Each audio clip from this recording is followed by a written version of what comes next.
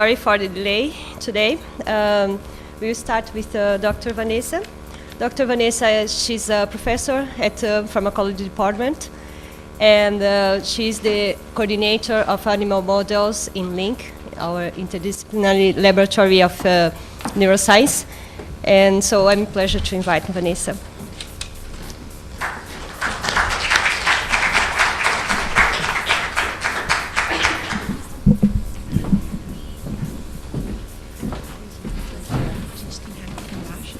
Tá ok. Deixa aberta pra senhora. Tá bom. Depois ela lava o tempo pra acabar. Tá bom. So good morning, everybody. Thanks for coming after the party. The last man standing, right? We are there. So first, I'd like to thank for this opportunity. It's my pleasure to talk about animal models and how they can help advance preventive and treatment in neuropsychiatric disease. And for explain this or talk about this, I'm going to talk about some of our data with the spontaneously hypertensive rat strain. This is an animal model that we have developed and suggested to study schizophrenia.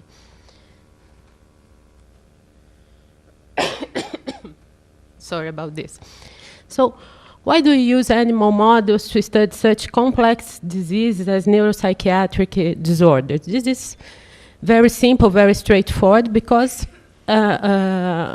research with humans in this area have limitations. They have methodological and ethical limitations, so we need good animal models. And they are very helpful to advance knowledge about pathophysiology, to develop new treatments and prevention, and to research new biomarkers. In my lab, we are very interested in preclinical studies in schizophrenia, and for that we have suggested the spontaneously hypertensive rat strain. It's an animal that has high blood pressure, to study schizophrenia. These animals, they were selected in the 60s to study cardiovascular diseases, but they also have a lot of behavior abnormalities, and we meant to characterize this behavior abnormalities as an animal model to study neuropsychiatric disease.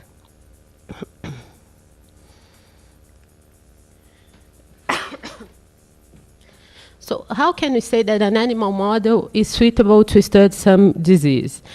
The animal model needs to meet some criteria. So we are going to talk about face validity, predictive validity, and construct validity. When I'm talking about face validity, I'm saying that the animal model needs to present some behavior abnormalities that resemble the symptoms of the disease.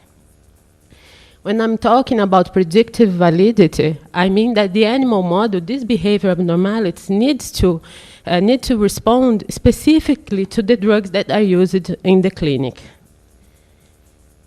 And when I'm talking about construct validity, I mean that the animal model must present neurochemical changes, neurobiological changes that are also seen in the pathophysiology of the disease. So we started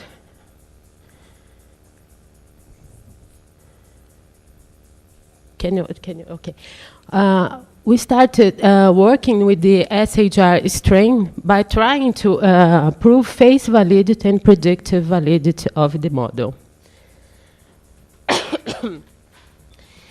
In animal models of schizophrenia, we are interested in showing some cognitive deficits, like contextual fear conditioning and prepulse inhibition of start. I'll come back to explain these behaviors a little bit later.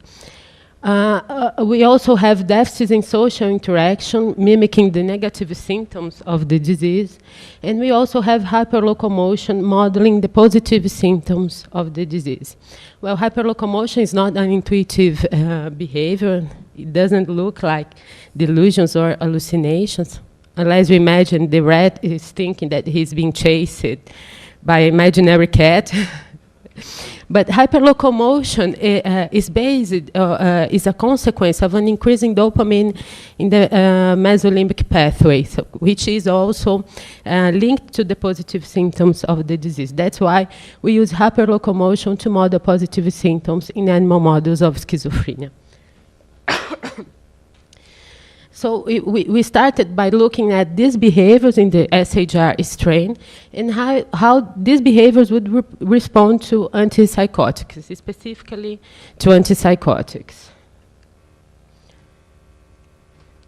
So in our first paper, using the SHR strain, we tried to verify if these animals present contextual fear conditioning deficits. Contextual fear conditioning is an associative memory task extensively used to study emotional processing.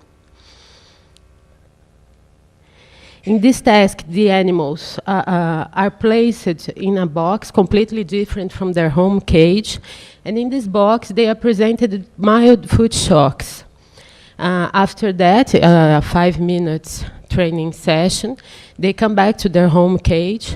They return to their home cage, and sometime later, in our case, 24 hours later, they return to this compartment, and we measure freezing response. Freezing response is a fear response, and it indicates that the animal conditioned this aversive context, the aversive situation to this context. So we expect an increase in fear response, an increase in freezing time.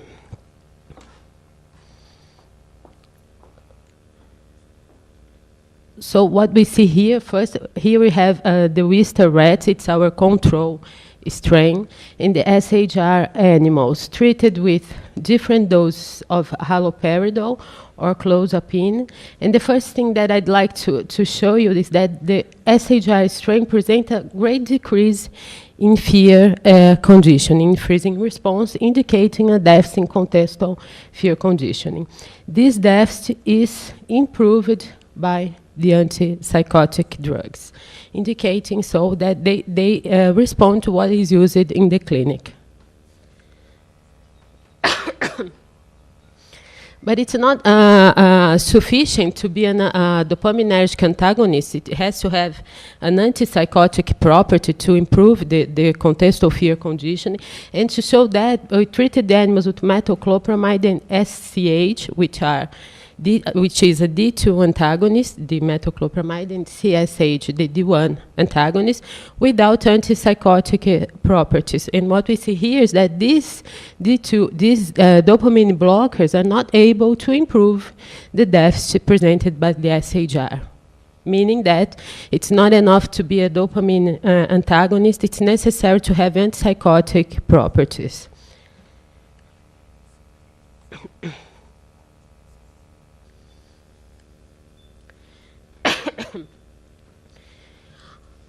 We also investigated how these deficits would respond to psychostimulants, amphetamine and methylphenidate. This because there were some data in the literature indicating that the SHR could be a useful animal model to study ADD, especially young animals, young SHR animals. So I tried to verify if these deficits would respond to amphetamine or methylphenidate. And what we see is that not only these drugs are not efficient to reverse this deficit or to improve this deficit, but they also potentiated the deficit, which we would expect in the context of schizophrenia.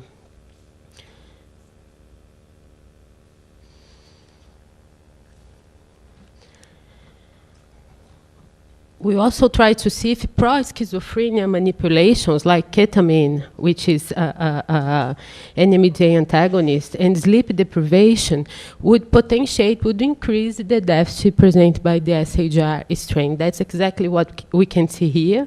So ketamine and sleep deprivation is able to potentiate the deficit presented by the SHR strain.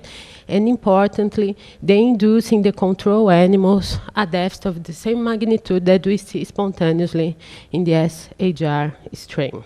So indicating that this behavior abnormality also are impaired by pro-schizophrenia manipulations.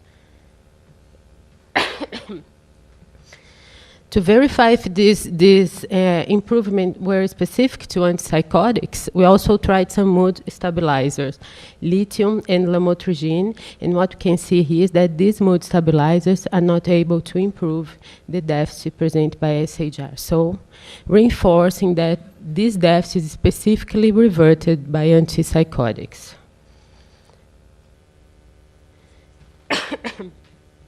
So in a following work, we try to verify if the SHR strain presents deficits in prepulse inhibition of startle. Prepulse inhibition of startle is a behavior extensively used to characterize animal models of schizophrenia. It presents in animals in a similar way that it's seen in schizophrenic patients, and it indicates that the sensory-motor gating processes are working fine. So in the animal, we present the animal with a tone pulse, a strong sound, and the animal exhibits a startle response that we can quantify.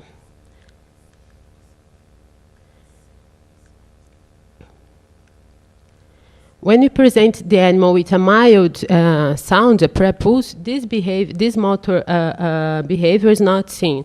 And when we present the animal with a prepulse before, I'm talking about 30 to 300 milliseconds before the pulse, what we see is that the motor response is diminished.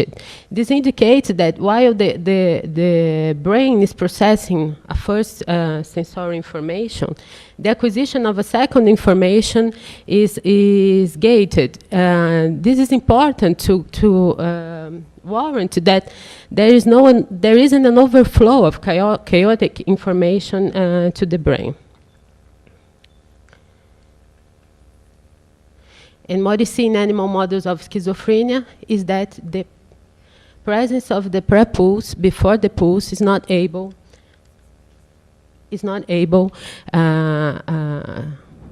to inhibit the motor behavior that we see, the startle response. So here we see the prepulse inhibition of startle, PPI, of Wistar rats, our control strain, and the spontaneously hypertensive rats. And we see that these responses are diminished, as we would expect in an animal model of schizophrenia, and that this impairment is improved by antipsychotics, and specifically or more intense by clozapine. On the other hand, amphetamine, the psychostimulant amphetamine, potentiates this deficit in prepulse inhibition of startle and induces this deficit in the control animals, as described previously in the literature. So with that, we showed that these animals also present sensory-motor gating deficits that are seen in schizophrenia, and that these deficits are reversed by antipsychotics and potentiated by amphetamine. Next, we are interested in see the behavior, the social performance of these animals, and hyperlocomotion, that, as I told you before, is a way we have to model the positive symptoms of the disease. So here, to quantify the social interaction, the locomotion, what we do is we place two animals, unfamiliar animals, at this arena, and we can quantify social performance, social interaction, and locomotion at the same time. So, Vanessa, could you please? These are control rats.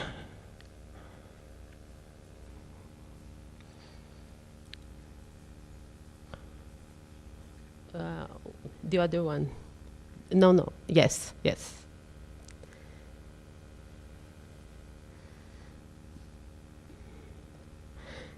So I'd like to show you how control rats behave in this arena. So you can see that they are locomoting, and they also interact with each other. They follow each other, they sniff each other.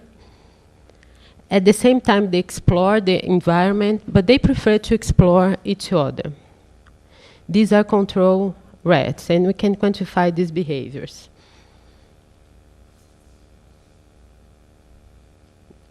Vanessa, next, please.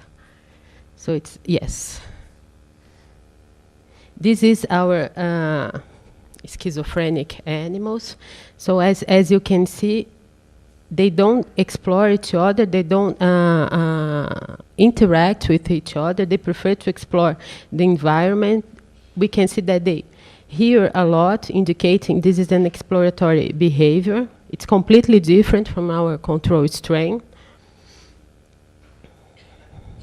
Okay.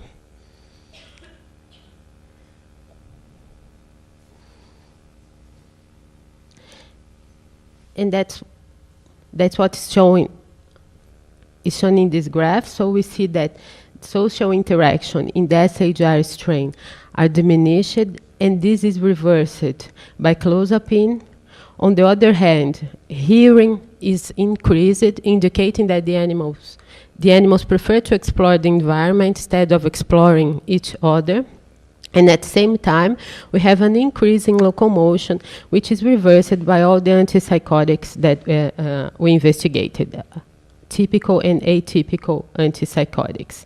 So with this, we showed that these animals have a poor social performance, an increase in locomotion, which is used to model the positive symptoms of the disease, and these behaviors respond to antipsychotics.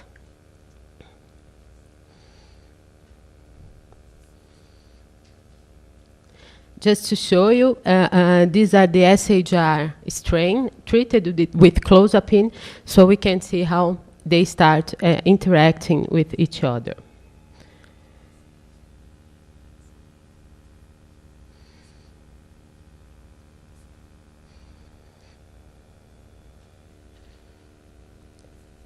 So these are the same rats that we saw before, now treated with clozapine. It's a completely different behavior, right? Okay, Vanessa, thank you.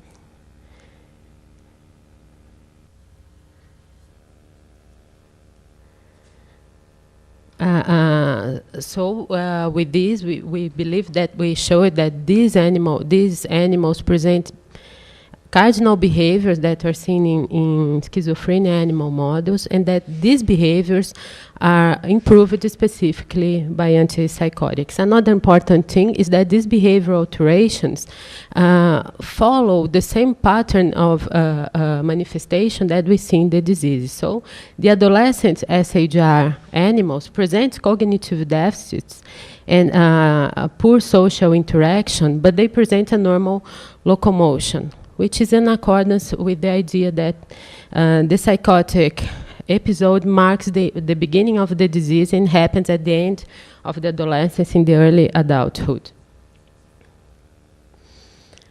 After showing phase and predictive validity, that's what I show you until now, we were interested in investigating if the animals present some neurochemical and neurostructural changes that would parallel schizophrenia. For that, we investigate some structures that are known to play an important role in the pathophysiology of the disease. We were looking for the nucleus accumbens and prefrontal cortex, and we also investigate some parameters of the dopamine system. So we know that a hypofunction of prefrontal cortex and a decrease in D1 dopamine transmission in this region is associated with negative symptoms and cognitive deficits in schizophrenia. On the other hand, an increase in dopamine availability in the nucleus accumbens in the ventral striatum, the mesolimbic system, is linked to the positive symptoms of the disease. That's why we are interested in investigating the prefrontal cortex and the D1 transmission in this region, and the nucleus accumbens and the dopamine availability in the nucleus accumbens. So by using stereotaxic surgery, we're able to inject two toxins, tetrodotoxin and veratrigine, which changes the neuronal function. Tetrodotoxin decreases the neuronal functioning, and veratrigine increases the neuronal function. So we injected these two toxins, tetrodotoxin in the prefrontal cortex and veratrigine or in the nucleus accumbens of these animals. And what we can see here is the decrease. I'm showing you the fear, the contextual fear conditioning results, the freezing time of these animals. So we can see that the SHR animals present the decreased fear condition that I've shown before. And this decrease is improved when we injected veratrigine in the prefrontal cortex, when we activated the prefrontal cortex. On the other hand, this deficit is also improved when we injected tetrodotoxin in the nucleus accumbens, so when I diminish the activity of the nucleus accumbens. So this is in accordance with the idea that prefrontal cortex is hypofunctioning in these animals and the nucleus accumbens or the mesolimbic system is hyperfunctioning in these animals. The same is true for the PPI deficit. So the injection of veratrigine in the prefrontal cortex improved the PPI deficits, and the injection of tetrodotoxin in the nucleus accumbens also improved these deficits. And to more specifically investigated if dopamine systems would participate on this, we injected SKF and SCH. They are dopamine D1 agonist and an antagonist, or Kimpirol and Braclopride, which are a dopamine antagonist and dopamine agonist. And what's seen in the prefrontal cortex is that the injection of D1 agonist is able to improve the contextual fear conditioning deficit presented by these animals, in accordance with the idea that D1 transmission is diminished in this region. On the other hand, the injection of a D2 antagonist on nucleus accumbens were able to improve the deficit as well. And here we try to investigate D1 receptors in the prefrontal cortex, and what we see is a decrease in the number of D1 receptors in this region, in the SHR strain. At the same time, through microdialysis studies, we can see that dopamine is increased in the nucleus accumbens.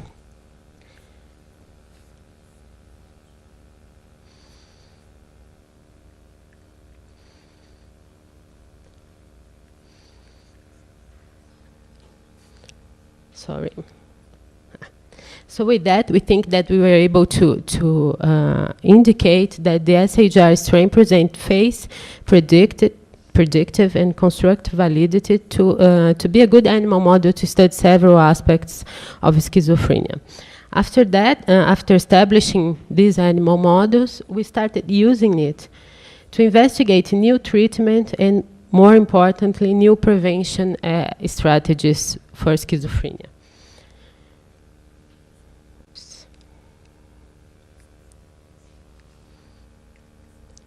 So for the treatment investigation, WISTAR, which is our control strain, and SHR animals were treated when they were adults at 3 months of age with vehicle, cannabidiol, or rimonabant. As Dr. Kripa said on I think on Wednesday or Tuesday, I don't know, cannabidiol is a non-psychotic compound of THC, of cannabis sativa, and it presents opposite effects of THC. It could be protective against the effects of THC.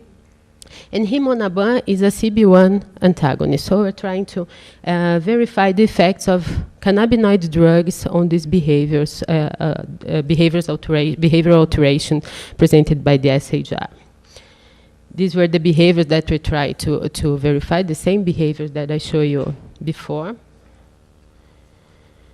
So here we see that cannabidiol at the low dose is able to improve the contextual fear conditioning deficit presented by SHI, and this happens only with the low dose of cannabidiol.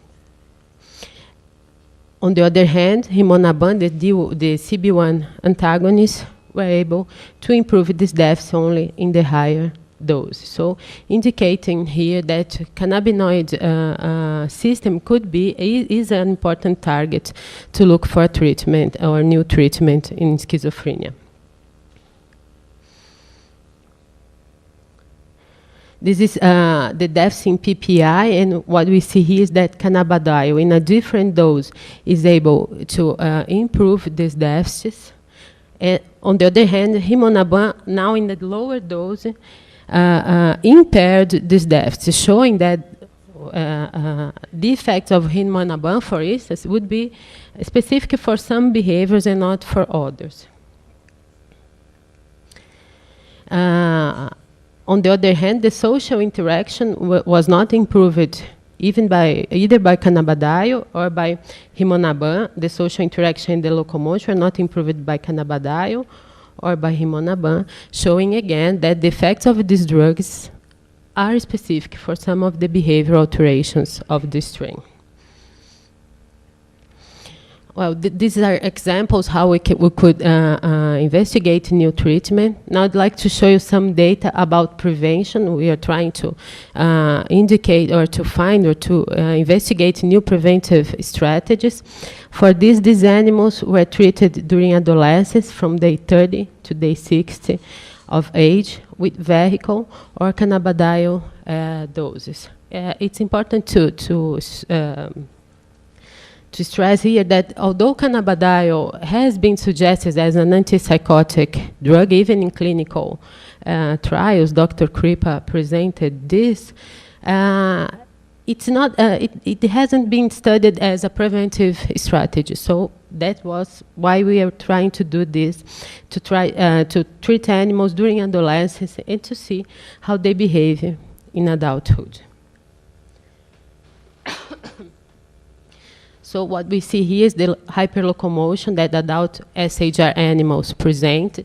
And the early treatment with cannabidiol at the low dose were able to inhibit the development of the increase in locomotion, indicating that cannabidiol could be a preventive strategy to at least to improve or to inhibit the manifestation of the positive symptoms. If you are able to extrapolate this to the clinics to inhibit the manifestation of the positive symptoms of schizophrenia. This was also seen to the contextual fear conditioning deficit presented by the animals. So we see that the adolescents treatment were able to ameliorate or to inhibit the presence of these deficits, the development of these deficits. The same is seen for prepulse inhibition of startle, but we didn't find any effect of cannabidiol treatment during adolescence for social interaction.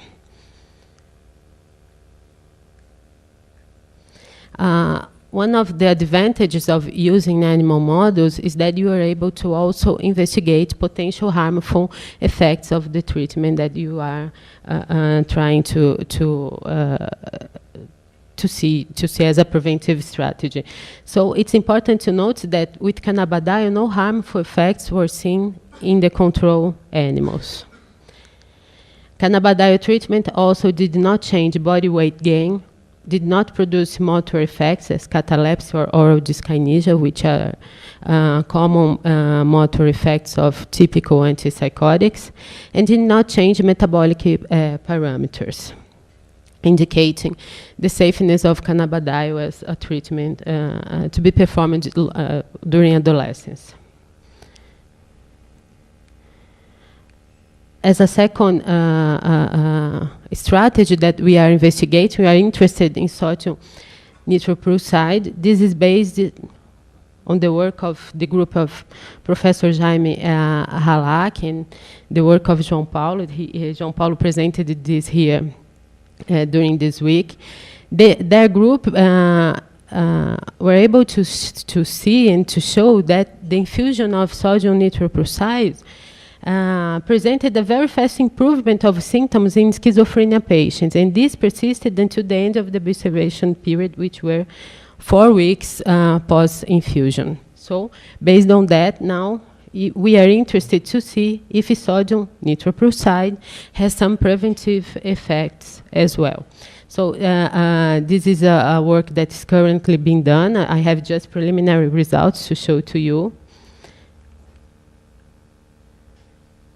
Oh, they are not here, I'm sorry. Okay. So we are not interested only in pharmacological treatment. We are trying to see non-pharmacological treatment, to investigate non-pharmacological treatment as preventive strategy as well. So we're interested in environmental enrichment. Environmental enrichment is something that has been shown to increase BDNF levels and to protect, thank you, and to protect against cognitive deaths. That's why we are interested in trying this in our animal models.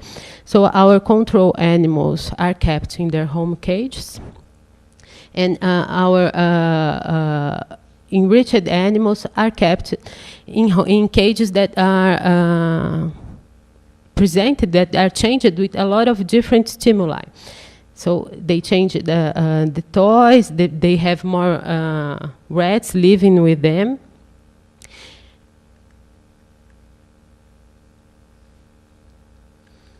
Well, next, please.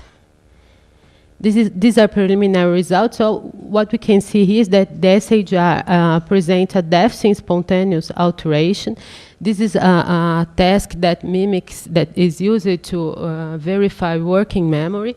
So we have these depths in the SHR animals, and these are ameliorated or improved by enrichment environmental during adolescence. The same is true for PPI. We are now investigating other behavioral alterations, indicating so that enrichment environment could also be a preventive strategy. So to finish, I'd like to stress that we think that translational science is the only way that we can advance preventive and treatment and strategies in schizophrenia. For that, the use of good animal models, please, is crucial. So we have to pay attention in these animal models and to study this carefully and make use of this to advance knowledge of the disease. I'd like to thank all my students that are doing a hard work in generating this data. Most of them are here. I also would like to acknowledge that this translational science that we are trying to do is only possible because of a great team of researchers with different background, complementary background, that forms the interdisciplinary laboratory of clinical neuroscience, coordinated by Rodrigo Bressan. And I'd also like to thank Dr. Kripa, which is collaborating with us in the cannabidiol studies, and Dr. Jaime Halak, which is collaborating with us in the nitroprusside studies. Thank you for your attention.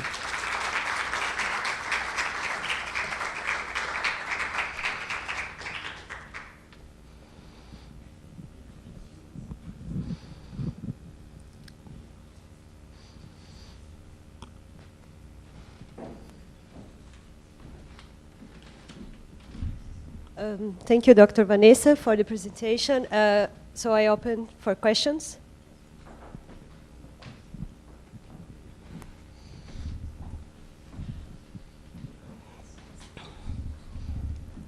Vanessa.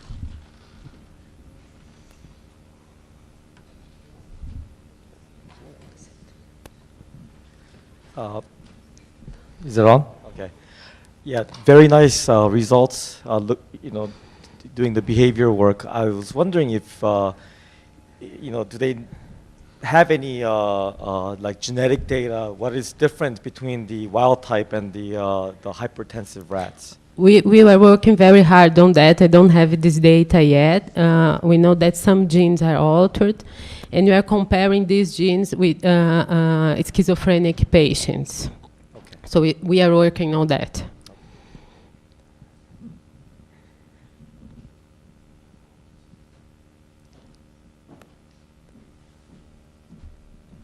I think there's one there. Any other question? Yes.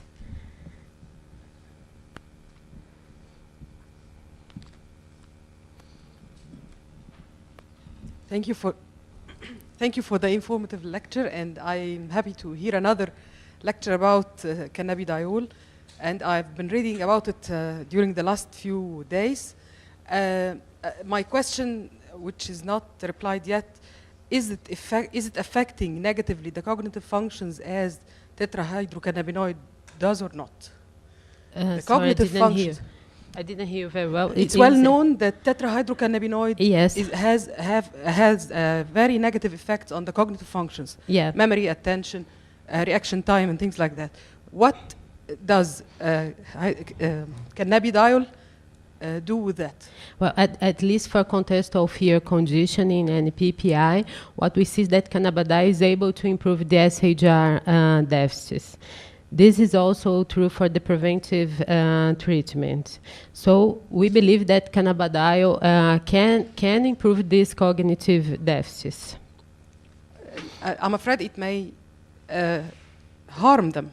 Again, you know what my question? Cannabidiol present very opposite effects of Good. THC. Oh, It's a protective compound. It's suggested as a protective compound of the cannabis sativa. Any other question? I have a question for you. Do you think those animals, HHR, they are hypertensive animals, right? Do you Yeah. think that there is any hypertensive effect involving those behavior analysis that you're doing there? Yeah, that's something that we are very interested in looking at. We are looking this. We are trying now some antihypertensive drugs to see if they can change the behavior as well. But this is one of the advantages of the model, we believe, because it also reproduces changes in the cardiovascular system that is seen in some psychiatric disorders. So it's very interesting to study not only the brain changes of the animal model, but also the peripheral changes of it. We are doing this, and very nice. Okay, thank you. If there is no any question, okay. We are going to the next section. I'm very... Thank you. Thank you, Dr. Vanessa.